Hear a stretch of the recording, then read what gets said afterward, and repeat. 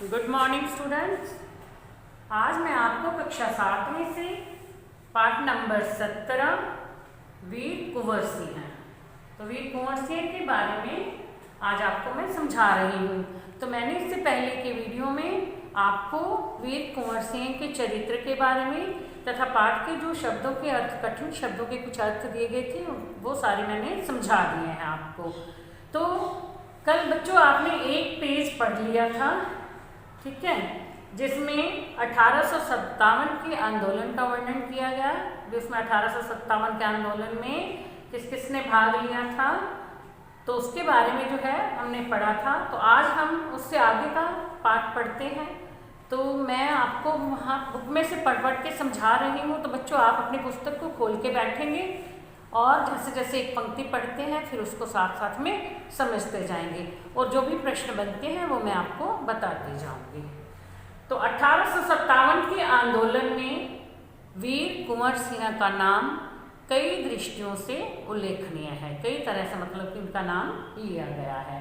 कुंवर सिंह जैसे वयोवृद्ध व्यक्ति ने ब्रिटिश शासन के खिलाफ बहादुरी के साथ युद्ध किया था। वयोवृद्ध यानी कि उनकी उम्र जो है काफ़ी थी, वो 80 साल के थे, तब भी उन्होंने जो है बहुत बहादुरी से युद्ध किया था।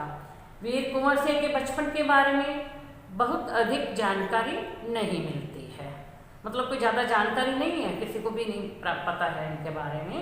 ऐसा कहा जाता है कि उनका जन्म बिहार में शाहाबाद जिले के जगदीशपुर में सन 1782 ईस्वी में हुआ था, 1782 में।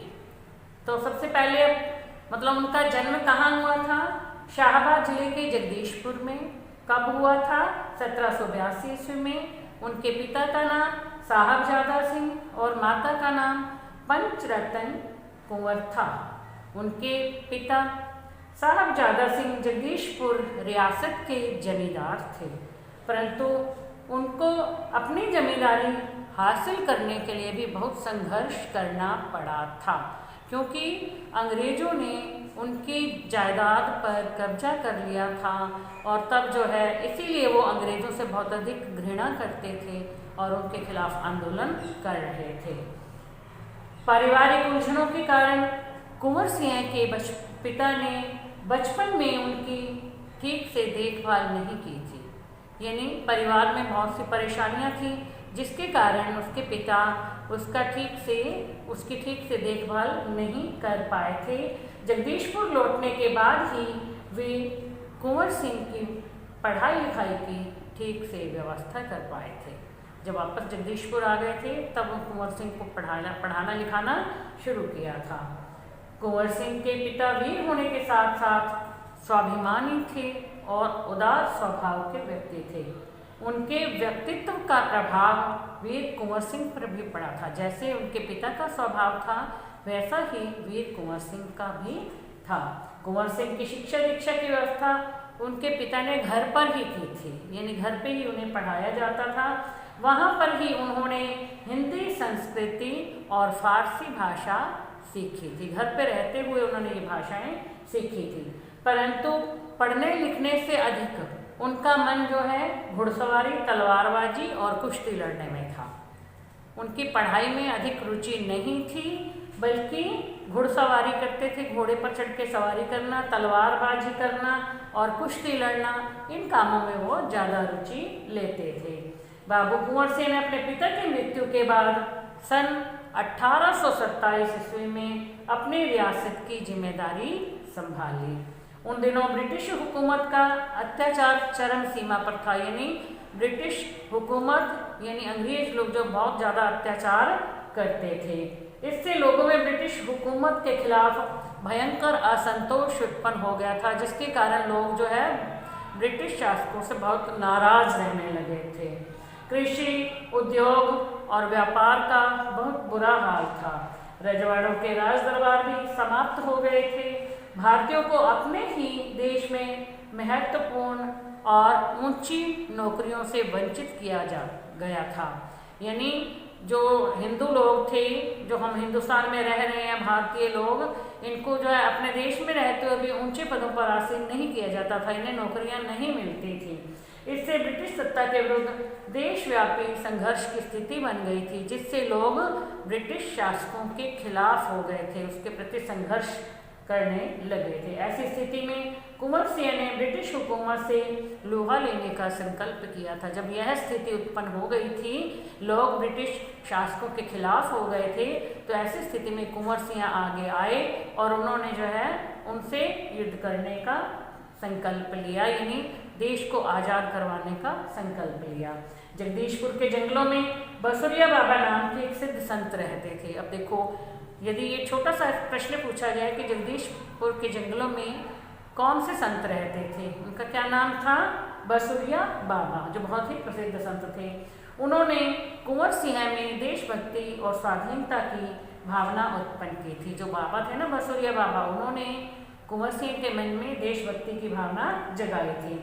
उन्होंने बनारस, मथुरा, कानपुर, लखनऊ आदि स्थानों पर जाकर विद्रोह की सक्रिय योजनाएं बनाई थी। वे विद्रोह करना चाहते इन स्थानों पे गए और वहां पर जाकर के योजना तैयार की थी कि कैसे कैसे हम विद्रोह करेंगे।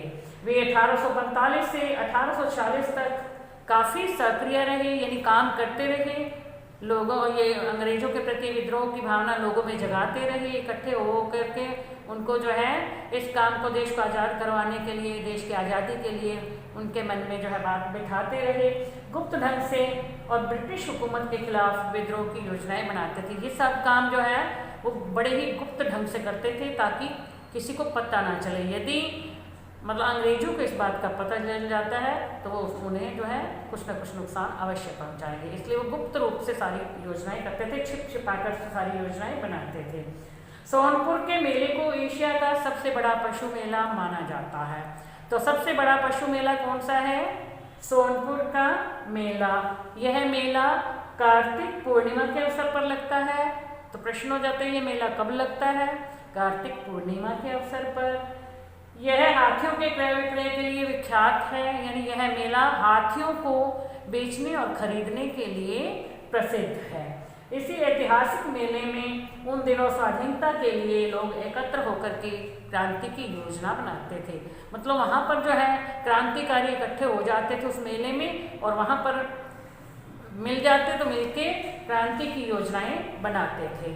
25 जुलाई 1857 को दानापुर की सैनिक टुकड़ी ने विद्रोह कर दिया और सैनिक सोन नदी पार कर आरा की ओर चल पड़े थे। कुंवर सिंह से उनका संपर्क पहले से ही था, मतलब वो पहले से ही उनसे मिले हुए थे। इस मुक्त वाहिनी के सभी बागी सैनिकों ने कुंवर सिंह का जय घोष करते हुए आरा पहुंचकर जेल की सलाखें तोड़ दी थी। अब जो कुछ काम ऐसा कर रहे, जेल की सलाखें तोड़ रहे थे, जय किसकी बुला रहे थे? कुंवर सिंह का जय कर रहे थे और कैदियों को आज़ाद कर दिया था। 27 जुलाई सन 1857 को कुंवर सिंह ने आरा पर विजय प्राप्त कर ली थी। सिपाहियों ने उन्हें फौजी सलामी दी। यद्यपि कुंवर सिंह जो बूढ़े हो चले थे, परंतु वह बूढ़ा शूरवीर इस अवस्था में भी युद्ध के लिए तत्पर हो गया और आरा क्रांति का महत्वपूर्ण केंद्र बन गया था। दानापुर और आरा ये जगह के नाम हैं कि इस लड़ाई की ज्वाला बिहार में सर्वत्र व्याप्त हो गई थी, यानी बिहार में सब जगह फैल गई थी। लेकिन देशी सैनिकों में अनुशासन की कमी, स्थानीय जमींदारों का अंग्रेजों के साथ सहयोग करना एवं आधुनिकतम शास्त्रों की कमी के कारण जगदीशपुर का पतन रोका ना जा सका। जगदीशपुर का पतन हो गया, उसका कारण क्या था? मतलब सैनिकों में जो अनुशासन की कमी थी और स्थानीय जो जमींदार थे ना, जो हमारे यहाँ के जमींदार थे, वो अंग्रेजों का सहयोग कर रहे थे, तो जो आधुनिक शस्त्र थे उनकी भी कमी थी। इस कारण से जो है ये जगदीशपुर का पतन हो गया था। 13 अगस्त को जगदीशपुर में कुंवर सिंह की सेना अंग्रेजों से परास्त हो गई थी, यानी अंग्रेजों से हार गई थी। किंतु इससे वीर कुंवर सिंह का आत्मबल टूटा नहीं और वे भावी संग्राम की योजना बनाने में तत्पर हो गए। हारने के बाद भी उनका आत्मबल कम नहीं हुआ, उनका बल कम नहीं हुआ, बल्कि वो आगे की योजना बनाने लगे कि अब हमें आगे फिर से क्या करना है। वे क्रांति के अन्य संचालक नेताओं से मिलकर इस आज़ादी की लड़ाई को आगे बढ़ाना चाहते थे।